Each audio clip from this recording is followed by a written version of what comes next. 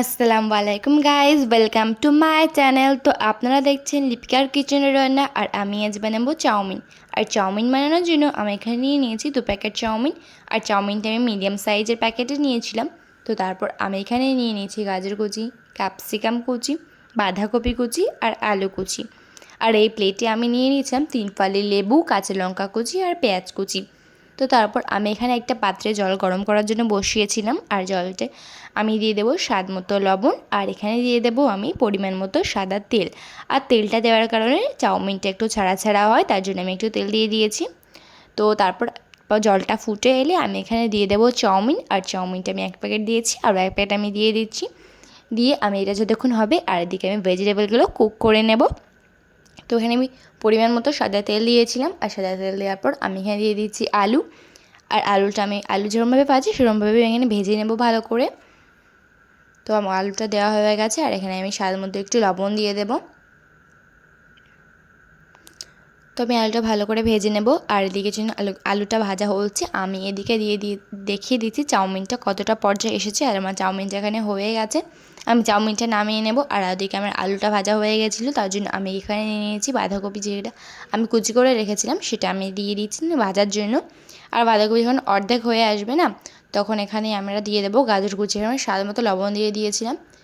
আর এখানে গাজর কুচিটা দিয়ে দিয়েছি। তারপর গাজরটাও যখন অর্ধেক হয়ে আসবে তখন আমি দিয়ে দেবো ক্যাপসিকাম কুচি।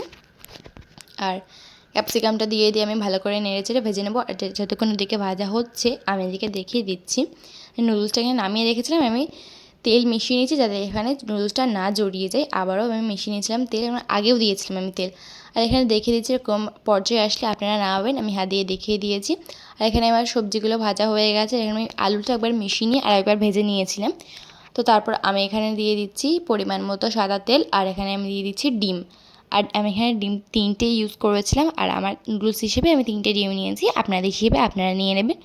তো আমার এখানে 3টে ডিম নেওয়া হয়ে গেছে। নিয়ে আমি এখানে ভালো করে ভেজে নেব কুচি কুচি করে ভাজবেন।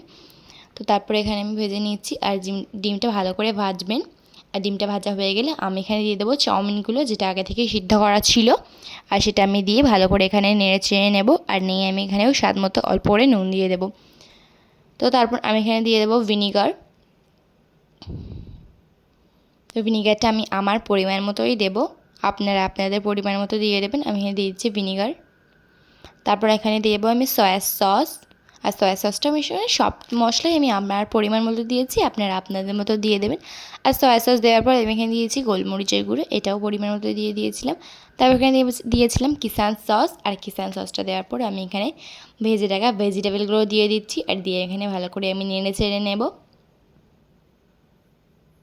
ভালো করে ভেজে নেব আমি এটা। আর নেওয়ার পর এখানে আমি ম্যাগি মশলা দিয়ে দিচ্ছি। আর ম্যাগি মশলাটা দেওয়ার পর আমি এখানে আবারও একটু ভেজে নেব ভালো করে। আর এখানে ভেজে নেওয়ার পর যখন দেখবেন এই পর্যায়ে এসে গেছে, তখন ভাবে এটা পারফেক্টলি হয়ে গেছে। তো তারপর আমি এটা নামিয়ে নেব, এখানে সার্ভ করে নেব। আর ভিডিওটা ভালো লাগলে অবশ্যই লাইক কমেন্ট শেয়ার করো। আর অবশ্যই বাড়িতে একবার ট্রাই করো। তো আজকের জন্য বাই বাই, আল্লাহ হাফিজ।